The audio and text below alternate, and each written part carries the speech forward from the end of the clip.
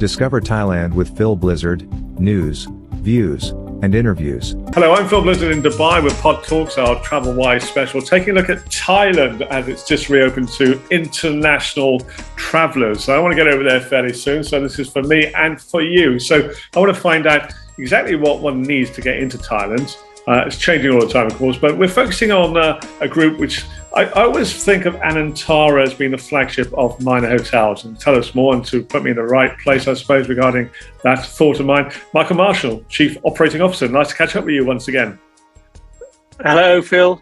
Great to see you again. And definitely looking forward to you coming back to Thailand very soon, I hope. The land of smiles, and I hear the land of Instagram smiles these days. Things have changed in that respect. So what Absolutely.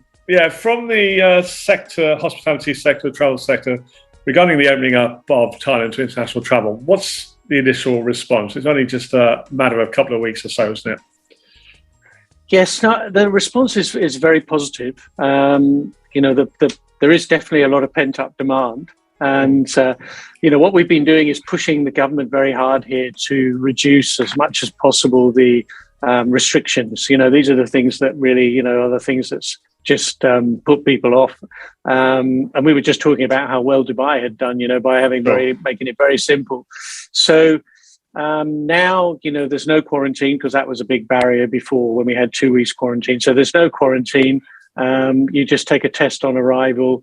There is some paperwork still, which you have to put in for the Thailand pass, which is, insurance data and stuff like this. But sure. It's a lot less than it was before. So we're on the right track. Overall, we've seen good pickup especially Phuket. Phuket's leading the way because the advantage of Phuket, it's got a big airport now because the size of the airport was doubled a few years ago, and they've got the new terminal. So you've got direct international flights from Emirates, Etihad, the key European airlines, and they're all going in there. Dubai is just to jump in regarding Phuket.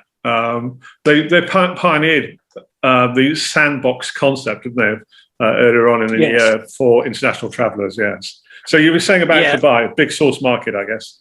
It's a big source market. Emirates is increasing the size of the planes now, planning 380s, increasing the frequency. We've had about 40 in the first 2 weeks. We've had about 46,000 arrivals. So it's starting to come in. Countries, just to give you an idea, countries that are coming in: UAE, the key European countries, so UK. Germany, Switzerland, then Russia is coming in. So we're US actually as well. So US is one of the leaders. So that's good. And you mentioned Emirates there. I'm just going to jump in and say I've been doing a bit of looking around. They've got some very attractive fares at the moment, even sort of leading up to Christmas and New Year. It's about 2,000 dirhams returned from Dubai, just over that. So that's really good at the moment. Of course, these things change week by week. So, don't want to get to Thailand for Christmas. Do your booking now, quick, I think. Yes, I definitely. There is pick-up for Christmas and New Year and people booking for January, the first quarter.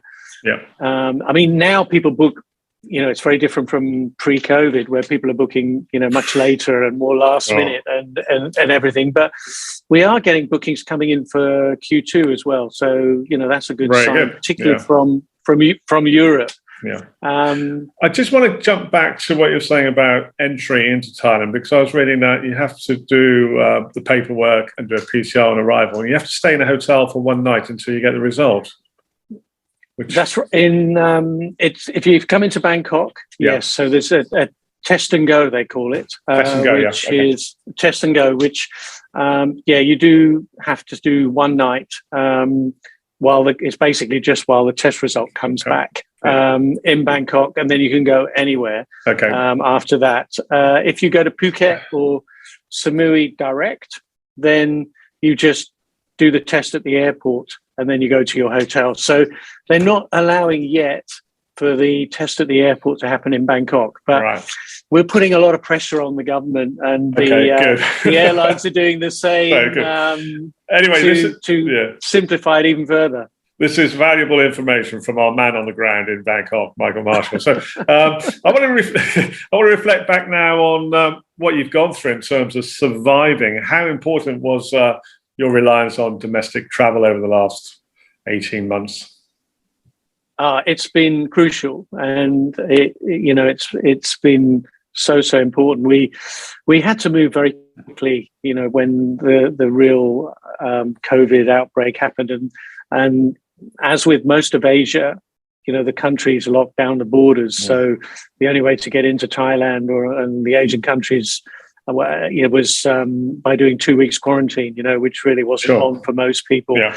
And, there's a lot of paperwork involved in that as well. So it just wasn't on. So we had to pivot and go after the domestic business. And as I was saying to you earlier, in the 10 years I've been here, 90% of our business has been international business to Thailand for our Thai hotels, and 10% domestic. So we had to change a lot. We had to change our marketing, our communication, our social media, our even our service, because our hotel guests have been, international, used to an international style of service, and our staff have been used to delivering that. They had to then pivot to do the kind of service that Thais want, and the type of food. So we changed our menus, changed our experiences, went more family, and went more Instagram, big time. Instagram spots. I'm just wondering now, actually, and this makes me smile because I'd go to Thailand. Cuisine is such an important thing. So you say you're changing the Thai cuisine to something else to domestic travellers. And what are they going for? I'll tell you something now. I saw a friend of mine who lives in the Hua Hin, and he posted a photograph of a new restaurant in the Hua Hin, and his son was there enjoying the food. He was eating a pizza. So is that what you're having to serve now rather than the traditional Thai cuisine? Yes and no, Phil. I mean, they really still always like their key mainstream Thai dishes. Okay. They will definitely have a pizza. Seafood is very key. Of course. Making it even more spicy, because the tolerance level of foreigners versus Thais, okay. There's quite a big difference. Of course, yeah. So if it's not spicy enough, then it's going to get sent back. So there you go. Back to the original Thai spiciness. Yeah. Okay. We're focusing on Thailand, but we will come on to what's happening here in the Middle East for Anantara. But I've mentioned Anantara. What are the other key hotels for you within the Kingdom of Thailand? Yeah, I mean, we have been growing our Avani brand, as you know, and we've opened Avanis in the UAE as well, with the recent addition of the Avani Palm View, at the entrance to the Palm. And so we developed that brand around 6 years ago, and it's our fastest growing brand now. So it sits underneath Anantara. So we've got an Avani on the river next to the Anantara riverside. We've got Avani in Phuket, Mai Khao now. We've got a new Avani opening in December, which is at Khao Lak, which is close to Phuket. Khao Lak is a beautiful beach area, about 20 minutes from Phuket. And then Krabi, you'll have heard of Krabi, where we've got two Avanis. One's open, another one coming at Koh Lanta soon. So there's a lot of expansion. Yeah, I've seen and stayed in the Avani in the Seychelles, and also been to the one on the riverside in Bangkok. So for our listeners, describe the Avani. I'd say it's modern contemporary with a bit of funky element to it. That's absolutely right, Phil. Perfect description. Modern contemporary. It's a bit younger than Anantara, and it attracts a younger audience, and families or couples, young couples. It's a big part of the market. So Avani is the one which is moving forward rapidly. We'll come on to the one in Dubai shortly, but I'm thinking Christmas, New Year's. It's traditionally, I believe, been the peak season for visitors to Thailand. And with opening up beginning of November, not a lot of lead time, really, for people to make their minds up, especially if it's a family group traveling, I suppose. So what are you saying in terms of travellers coming to your resorts, your hotels, for Christmas and New Year? Is it younger? Yeah, it is picking up. You're right.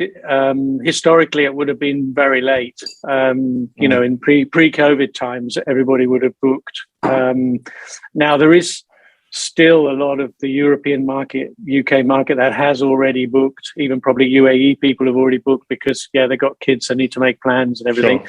But there's still a lot of people who haven't booked, you know, because they were still waiting to see or whatever. So we are picking up some of that business, which is good news. So let's say you have room for Christmas, you have room for New Year. We have room. Yeah, Okay. we have room. It's picking up. We're getting the domestic market as well as obviously what we, you know, we were fully booked last Christmas and New Year, but with the domestic market, so they're still coming. Thais haven't really started traveling internationally yet, but that will happen, I'm sure, once you know, they get used to the idea that the borders are open and you don't have to quarantine when you come back. So there is still space. Yeah. So please, anybody come, you know, please come if they're thinking of getting away from Dubai. Okay. Talking there with Michael Marshall, and in the next episode of the TravelWise podcast, we'll be catching up with Michael to talk about their activities, developments, pipeline, future hotels, not only the UAE, but across the region. I'm Phil Blizzard with TravelWise news, views and interviews. I look forward to joining you soon. And if you would like to have a podcast production for your organisation, do get in touch with me. Drop me an email, philblizzardmedia@gmail.com. A Phil Blizzard radio production. TravelWise with Phil Blizzard. News, views and interviews.